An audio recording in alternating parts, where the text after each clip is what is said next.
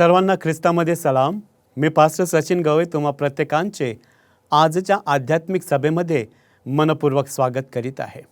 श्रोते हो, आपण आपल्या जीवनाची सुरुवात ही नवीन वर्षाने तर करतच आहोत, परंतु काहीतरी ध्येय, काहीतरी उद्दिष्ट आपल्या पुढे नेहमी असावे लागतात. आणि म्हणूनच आजचा संदेश अशावरतीच आहे, ज्याचं शीर्षक आहे देवासोबत एक नवीन सुरुवात. नदी आपणा सर्वांच्या परिचयाची आहे. तिचे एकच ध्येय असते, ते म्हणजे सागराला जाऊन मिळणे आणि त्यात जाऊन विलीन होणे. सागराला जाऊन मिळण्यासाठी तिला खूप परिश्रम करावे लागतात. तिच्यावर बांध बांधले जातात, तिच्यात सांडपाण्याचा पुरवठा होत असतो आणि ठिकठिकाणी तिच्यात रानगवत उगवते आणि तयार होते. ते तिचा मार्ग खुंटवितात. कधी कधी पुराने तिची दिशा देखील बदलली जाती, पण ती आपले ध्येय कधीच विसरत नाही. ते म्हणजे सागराला जाऊन त्याच्यात विलीन होणे. तिला समजत नाही, तिला ज्ञान नाही, तिला कोणी सोबती नाही, मार्गदर्शक नाही. ह्या सर्व उणिवा असून सुद्धा शांतपणे ती आपला मार्गक्रम करते. या नवीन वर्षात आपण तिच्यापासून काही महत्त्वपूर्ण धडे शिकणार आहोत. म्हणूनच आजच्या मननासाठी जो शास्त्रभाग निवडलेला आहे तो असा आहे, म्हणून जो कोणी ख्रिस्ताच्या ठायी आहे आणि असेल तर तो नवी उत्पत्ती आहे. जुने ते होऊन गेले, पहा ते नवे झाले आहे. दुसरे कोरिन्थीकरास पत्र याचा 5वा अध्याय आणि 17वं वचन. हे अभिवचन स्वतः परमेश्वराचं त्याच्या प्रत्येक विश्वासणाऱ्यांना आहे की जे त्याच्यावरती विश्वास ठेवतात आणि आपलं जुनं जीवन त्यागून नवीन जीवनाच्यासाठी स्वतःला तयार करतात. नवीन वर्षाच्या सुरुवातीला लोकांना नवीन सुरुवात हवी असती. प्रत्येकांना वाटतं की मी काहीतरी आपल्या जीवनामध्ये नवीन वेगळं काहीतरी करावं की ज्यामुळे मला माझी स्वतःची ओळख मिळेल. पण खरे नवीनीकरण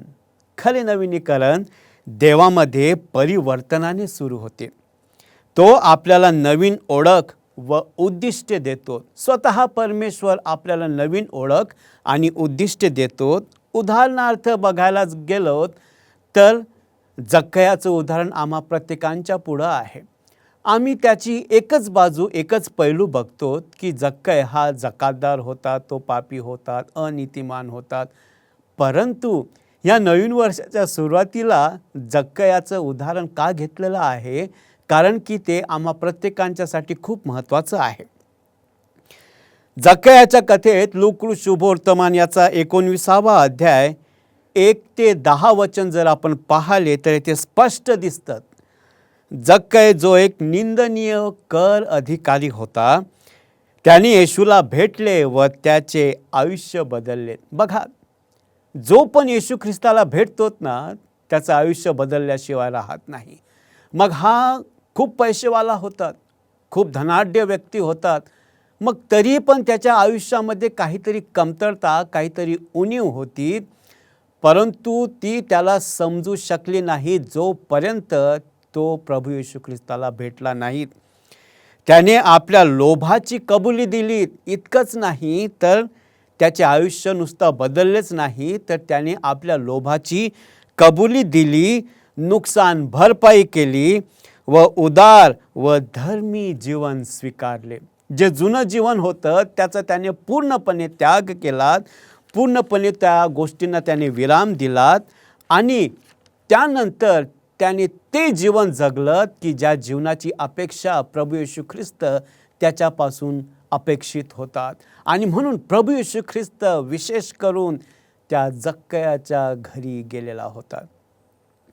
लेखिका सिस्टर एलेन जी व्हाईट ह्या लिहितात, तरुणांसाठी सल्ला पान नंबर 272 मध्ये लिहितात, नमूद केलेला आहे, जो आत्मा देवाकडे त्याच्या मदतीसाठी, आधारासाठी व शक्तीसाठी वळतो, तो आत्मा उच्च उद्दिष्टे ठेवतो, सत्याचे स्पष्ट ज्ञान मिळवितो आणि सतत धार्मिकतेची भूक व तहान धरतो.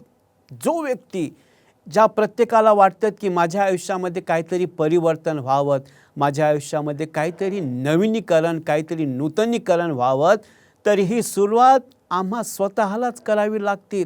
जक्कयाप्रमाणे आम्हा स्वतःलाच आमचं परिवर्तन घडवून आणावं लागतं. परंतु या परिवर्तन घडवून आणण्याच्या मागे कोणीतरी आणखीन एक शक्ती अशी हवी की जी आम्हाला मार्गदर्शन करू शकते. नवीन वर्षाची सुरुवात ख्रिस्ताला दररोज शोधण्याच्या बांधिलकीने करावीत. असं नाहीत की आठवड्यातून एकदा आपण चर्चला जातो आणि तेथेच आपण देवाला शोधतो. नाही, हा रोजचा अभ्यासक्रम आहे, रोजचं कर्तव्य आहे. आणि जेव्हा पण आम्हाला ख्रिस्त सापडतो तर तेव्हा आमच्यामध्ये नवीन चैतन्य, नवीन उत्साह निर्माण होतो. जक्कयाप्रमाणे त्याने जुन्या गोष्टी मागे ठेवून देवाने तयार केलेल्या नवीन सृष्टीला स्वीकारले. बघा, देवाची योजना नुसताच विश्वासणाऱ्यांसाठी नाहीत, नुसताच त्याच्या लोकांच्यासाठी नाहीत, तर देवाची योजना प्रत्येक पापी लोकांच्यासाठी, अधर्मी लोकांच्यासाठी आहेत की ज्याला वाटतं की माझ्या आयुष्यामध्ये काहीच चांगलं होत नाही आहे, मी प्रत्येक वेळेस प्रयत्न करतो पण मला अपयश मिळतं, प्रत्येक वेळेस मी साध्य करण्याचा प्रयत्न करतो परंतु मला यश मिळत नाही. अशा निराश झालेल्या प्रत्येक अंतःकरणाच्या सोबत स्वतः प्रभू येशू ख्रिस्त बोलतो. फक्त आम्हाला त्याची वाणी ऐकण्याची गरज आहे. देवाबरोबर नवीन सुरुवात करणे म्हणजे काय? आता प्रश्न आम्हाला पडतो की देवाबरोबर नवीन सुरुवात करणे म्हणजे काय? नेमकं आम्हाला काय करायचं आहे? कुठल्या गोष्टी आमच्यामध्ये आणायच्या आहेत? कुठल्या गोष्टींचा त्याग करायचा आहे? त्यामध्ये सर्वप्रथम आहे नवीन सृष्टी समजून घेणे की जे परमेश्वराने आम्हा प्रत्येकांना देव केलेली आहेत. सृष्टी याचा अर्थ हा नाही की नवे आकाश आणि नवीन पृथ्वी प्रगटीकरणामध्ये सांगितलेलं आहे. तर सृष्टी ही की ज्याच्यामध्ये मला आनंद मिळेल, ज्याच्यामध्ये माझा उत्साह टिकून राहील, मला चैतन्यपूर्ण वातावरण मिळेल, ती आहे परमेश्वराने नवीन निर्माण केलेली सृष्टी. पुनर्निर्मितीचे वचन स्वतः परमेश्वर आम्हा प्रत्येकांना देतो. 2 करिंथ याचा 5वा अध्याय आणि 17वे वचन सांगते की ख्रिस्तामध्ये असलेल्या व्यक्तीचे पूर्ण हृदय व मन नवे होते. ख्रिस्तामध्ये खूप महत्त्वाचं आहे. जर आम्ही ख्रिस्तामध्ये नाही तर आम्ही जुनेच विचार आणि जुन्याच चालीरीती, जुन्याच वळणावरती आणि जुन्याच मार्गावरती राहतो. परंतु जो ख्रिस्तामध्ये असलेल्या व्यक्तीचे पूर्ण हृदय व मन नवे होते. ह्या 2 गोष्टी खूप महत्त्वाच्या आहेत. मन आणि हृदय या दोन्ही शरीरावरती आपल्या ताबा मिळवतात आणि आम्ही त्याच्या अधीन होतो. परंतु जेव्हा ते नवीन होतं तर त्या नवीनाच्या ओघामध्ये आम्हा प्रत्येकांना नवीन सामर्थ्य, नवीन चेतना आणि नवीन उत्साह मिळतो. उदाहरणासाठी बघा, बियाणे बघा, जमिनीत पुरले जात असताना नवीन वनस्पतीत रूपांतर होते. म्हणजेच काय की जे आमचं जुनं आयुष्य आहे ते त्यागलं तेव्हाच आमच्यामध्ये नवीन अंकुर, नवीन निर्मिती तयार होती. ते नवीन सृष्टी एका वेगळ्या उद्देशासाठी बनतील. जेव्हा आम्ही संकल्प करतो, जेव्हा आम्ही निर्णय घेतो, तर हा संकल्प जेव्हा आम्ही आमच्या मनात ठरवतो ना, तर मनात ठरवण्याच्या अगोदर स्वर्गाला माहिती पडतात की ही व्यक्ती आपल्या जीवनात काहीतरी वेगळं करू इच्छित आहे आणि अशा व्यक्तीच्यासाठी संपूर्ण स्वर्ग आनंद साजरा करतो. त्याचप्रमाणे देव आपले जीवन रूपांतरित करतो. ज्याप्रमाणे जेव्हा बी जमिनीत पुरलं जातं त्याचे एक नवीन वनस्पती निर्माण होती, तशाच प्रकारे देव आपले जीवन रूपांतरित करतो. परत एकदा जक्कयाचं उदाहरण ह्या ठिकाणी आहे. लूका शुभवर्तमान याचा 19वा अध्याय 1 ते 10 वचन. येशूला भेटतो जक्कय. तो एक कर वसूल करणारा श्रीमंत पण निंदनीय होता. आता प्रत्येकांच्या जवळ अळमाप पैसा आहे, परंतु त्यांच्याकडे नावलौकिकता नाही. कुठेतरी त्यांची व्यक्तिमत्व डागाळलेलं आहे. अशाच प्रकारचा हा देखील होता. मग हा डाग पुसून जाणार तरी कधी, हा प्रश्न त्याच्या पुढे पडलेला होता. परंतु जेव्हा तो प्रभू येशू ख्रिस्ताला सामोरा जातो, येशू त्याच्या घरी आला, तेव्हा जक्कयाचे जीवन बदलले व त्याने आपल्या पापाची कबुली दिली. खूप महत्त्वाचं आहे. कधीकधी काही पाप असे असतात की ज्याचं आम्ही लालन पालन आणि पोषण देखील करतो.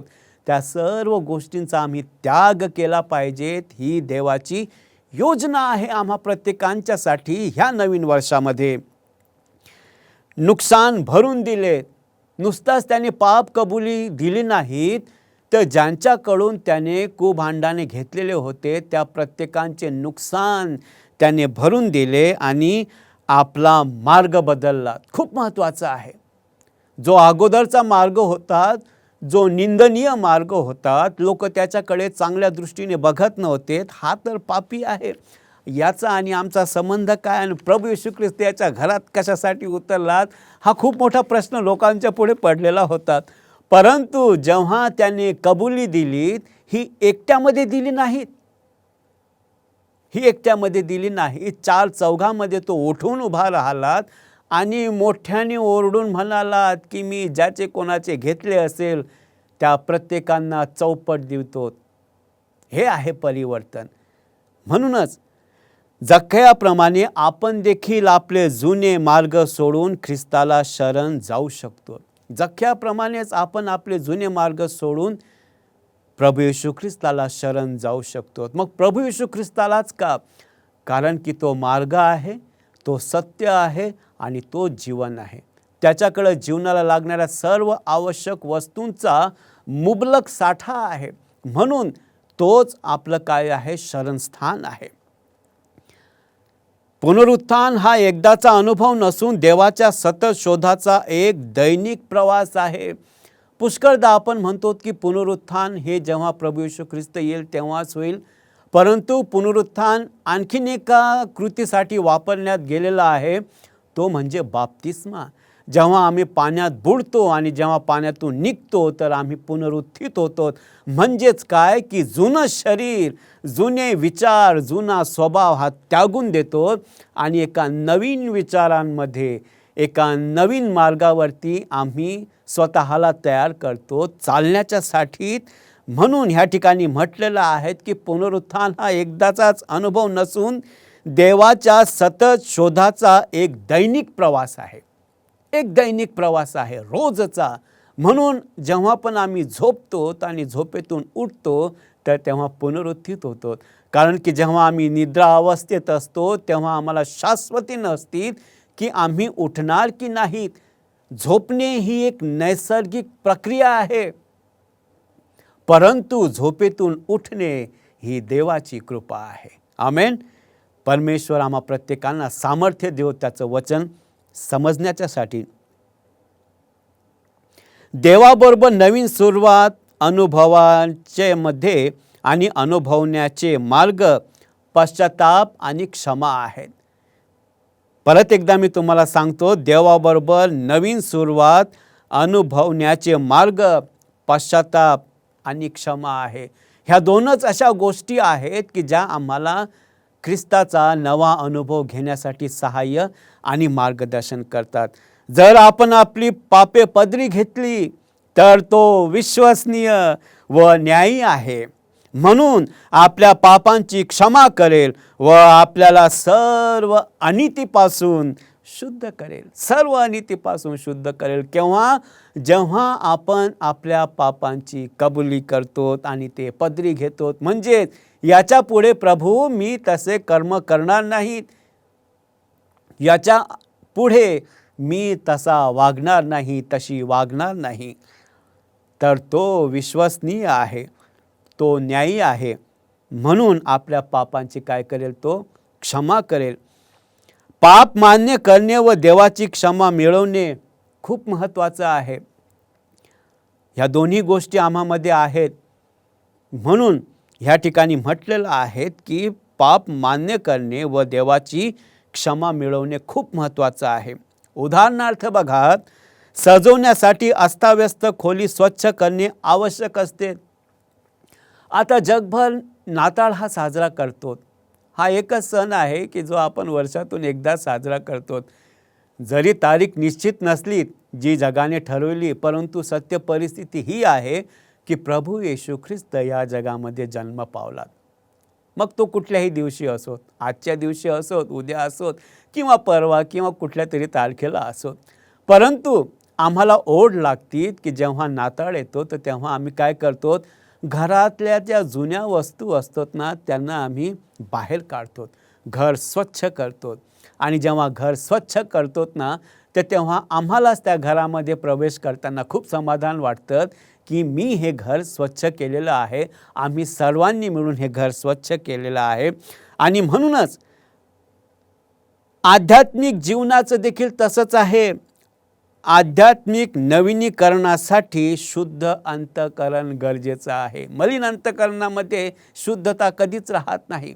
म्हणून आध्यात्मिक नवीनीकरणासाठी शुद्ध अंतःकरण असणं गरजेचं आहे. देवाच्या वचनावर विश्वास ठेवा. म्हणून यासाठी आम्हाला देवाच्या वचनावर विश्वास ठेवणे फार महत्त्वाचे आहे. विलाप गीत आम्हाला सांगतात, विलाप गीत याचा 3 अध्याय 22 ते 23 वचन, त्याची दया प्रत्येक सकाळी नवीन असते. मी अगोदरच तुम्हाला सांगितलं बघा, प्रत्येक सकाळी नवीन असते. झोपणे ही एक नैसर्गिक प्रक्रिया आहे, परंतु झोपीतून उठणे ही देवाची कृपा आहे. म्हणून ती रोज सकाळी कशी होती, नवीन होती. जर ती नवीन होती तर जुनं आणि नवं कधीच एकसाथ राहू शकत नाही. जुनं ते जुन्याला, नवीन ते नवीनला असू द्यात. म्हणूनच जर आमचा जुना स्वभाव नवीन स्वभावावर हावी होतो तर ते योग्य नाहीत. तर आम्हाला त्या नवीनीकरणामध्ये स्वतःला सामील करून घेणं आहे. म्हणूनच त्याच्या दयेवर आणि कृपेवर आपण विश्वास ठेवणे फार महत्त्वाचं आहे. 2 गोष्टी या ठिकाणी सांगितलेल्या आहेत देवानी, त्याची दया आणि त्याची कृपा. ह्या 2च गोष्टी आहेत ज्यामुळे आपण या भूतलावरती जिवंत आहोत. कारण की आमची पापे लाखेसारखी लाल आहे, ते कोणीच बर्फासारखी शुभ्र करू शकत नाहीत. माझं वागणं हे निंदनीय आहे, तिरस्कारणीय आहे. माझ्यात कुठलाच चांगला एक गुण नाही की जो लोकांना आवडू शकतो किंवा देवाला आवडू शकतो. परंतु त्याच्या दयेवर आणि कृपेवर आपण विश्वास ठेवला पाहिजेत. आणि विश्वास ठेवणं फार महत्त्वाचं आहे, कारण ह्याच गोष्टी आपणास एक नवीन जीवन जगण्यास प्रेरित करतात. ह्याच गोष्टी आहेत की ज्या आम्हाला एक नवीन जीवन जगण्यास प्रेरित करतात. म्हणून दैनिक बांधिलकी असणं फार गरजेचं आहे. व्यवहार्य पावले आम्ही कुठले उचलायला पाहिजेत, हे सर्व मिळवण्यासाठी रोज प्रार्थना व बायबल अभ्यासासाठी वेळ द्यावा. आता पुष्कळदा आपण काय करतो की आठवड्यातून एकदाच आठवडा भरायच्यासाठी प्रार्थना करतो. सकाळी आम्ही नाश्ता करतो, दुपारी आम्ही जेवण करतो, सायंकाळी आम्ही जेवण करतो. आम्ही आठवड्यातून एकदा जेवण करीत नाहीत. दिवसातून 3 वेळा, कधी कधी जास्तच भूक लागली तर 4 वेळा देखील करतो. परंतु जेव्हा प्रार्थनेचा विषय येतो तर तेव्हा आम्ही त्याला कंटाळा करतो. हा कधीच करू नये, कारण की हेच आहेत की जे आम्हामध्ये नूतनीकरण घडून आणतात आणि दैहिक बांधिलकी आम्हामध्ये जोडून ठेवतात. समर्थक ख्रिस्ती समाजामध्ये सामील व्हा. पहिला मुद्दा आहे की दैहिक बांधिलकीमध्ये की रोज प्रार्थना व बायबल अभ्यासासाठी वेळ द्या. जर ह्यामध्ये आम्हाला वेळ मिळत नाहीत ना तर समर्थक ख्रिस्ती समाजामध्ये सामील व्हा. जे आता आम्ही जगाच्या कानाकोपऱ्यामध्ये राहतो आणि आमचा दान आणि दशांश जेव्हा एकत्र करतो ना मंदिरामध्ये गेल्याच्या नंतर, हा दान आणि दशांशामध्ये आम्ही उदार असलो तरी देखील आम्ही आशीर्वादित असतो. आता प्रत्येक पालकांचे जो पगार असतो तो ह्याच्याच वरती निघतो, ह्यावरतीच अवलंबून असतो. व्हॉलेंटियर्स आहेत, वेगवेगळ्या प्रकारचे सेवा कार्य आहेत, मिशनरी कार्य आहेत. मग यासाठी फंड कुठून येतो? हे तुम्हीच लोक आहात की जे त्याची उभारणी करतात. मग अशा प्रत्येक क्षेत्रांमध्ये जर आम्ही हातभार लावला तर त्याचा देखील मोठा आशीर्वाद लागतो आणि मिळतो. आणि ह्यामुळे काय होतं की आपल्यामध्ये नवीन उत्तेजन आणि प्रेरणा आम्हाला मिळतील की मला समाजाच्यासाठी, देवाच्या लोकांच्यासाठी काहीतरी करायचं आहे. हे नवीन विचार आमच्या मनात येतात आणि जेव्हा नवीन विचार आमच्या मनात येतात ना, तर तेव्हा आम्ही परिवर्तित झाल्याशिवाय राहत नाही. देवाचे प्रेम प्रतिबिंबित करण्यासाठी सक्रियपणे सेवा करा. देवाचं प्रेम प्रतिबिंबित होण्यासाठी सक्रियपणे प्रयत्न आणि सेवा करा. एक आव्हान आहे आम्हा प्रत्येकांच्या पुढे. आज आम्हा प्रत्येकांच्या जवळ थोडा ना थोडा तरी पैसा आहे, थोडं ना थोडं तरी शिक्षण आहे, थोडं ना थोडं तरी ज्ञान आहे. वचनाचं म्हणा, समाजाचं म्हणा, कुटुंबाचं म्हणा, आध्यात्मिक म्हणा, याचा उपयोग जर आम्ही इतरांच्यासाठी करतोत ना, तर बघा आम्हाला एक अलौकिक आनंद मिळतो, एक आत्मिक समाधान मिळतं की जे आम्ही जगामध्ये कितीही पैसा देऊन ओतला तरी ते मिळत नाही आणि साध्य केल्या जात नाही. देवाने आम्हाला ते फुकट देऊ केलेलं आहे. फक्त आम्ही प्रयत्नशील असणं गरजेचं आहे. आणि देवाचं प्रतिबिंब, देवाचं प्रेमाचं प्रतिबिंब म्हणजे काय की जसा प्रभू येशू ख्रिस्ताने बघा सुवार्ता सांगितलीत, आंधळ्यांना दृष्टी दिलीत, लंगड्यांना पाय दिलेत, अनेक चिन्ह आणि चमत्कार केलेत. आपण तशा प्रकारचं करू शकत नाही. परंतु त्या प्रत्येकांना जे दुःखितात आहे, जे आजारी आहेत, जे निराश्रित आहेत, जे गरजवंतू आहेत, त्या प्रत्येकांच्यासाठी आम्ही प्रार्थना करू शकतो. आमेन. कारण की त्यांना नेमकं त्यावेळेस पैशाची किंवा इतर कुठल्या गोष्टींची गरज राहत नाही, तर त्यांना प्रार्थनेची गरज असते. एक चांगले शब्द, एक सकारात्मक विचार जर आम्ही त्यांच्या पुढे मांडलेत तर बघा त्यांच्या चेहऱ्यावरती उत्साह आणि आनंद तयार होतो. आणि म्हणूनच आम्हा प्रत्येकांना हे समजणं फार महत्त्वाचं आहे. आव्हाने आणि प्रोत्साहन आम्हा प्रत्येकांच्या आयुष्यामध्ये पुष्कळसे आव्हाने येतात. पुष्कळदा आम्ही काय होतो की निराश आणि हताश होतो. परंतु आम्हा प्रत्येकांना प्रोत्साहित करण्याच्यासाठी देव सतत तयार असतो. मग आव्हाने आणि प्रोत्साहन कशा प्रकारे आम्हाला प्राप्त होतील? अडथळे ओळखणे. आव्हानं जेव्हा येतात ना, तर सर्वप्रथम अडथळे आमच्या आयुष्यात येतात नवीन मार्गामध्ये चालण्याच्यासाठी, नवीन जीवन सुरू करण्याच्यासाठी. त्या कुठल्या आहेत? तर त्या आहेत जुन्या सवयी. याची इतकी लागण आपल्याला झालेली आहे की त्याच्यातून आम्हाला सुटणं अशक्य आहे असं आम्ही आमच्या मनामध्ये गृहीत धरतो. आणि जेव्हा धरतोत ना, तर तेव्हा आम्हाला अडथळे निर्माण होतात. म्हणून अडथळे ओळखणे, जुन्या सवयी, अपराधीपणा आणि अपयशाची भीती आपल्याला मागे ठेवते. होईल का माझ्या हातातून हे कार्य शक्य? होईल का नवीन वर्षामध्ये जो संकल्प केलेला आहे तो पूर्ण होईल का? जानेवारी ते डिसेंबरपर्यंत मी टिकून राहील का?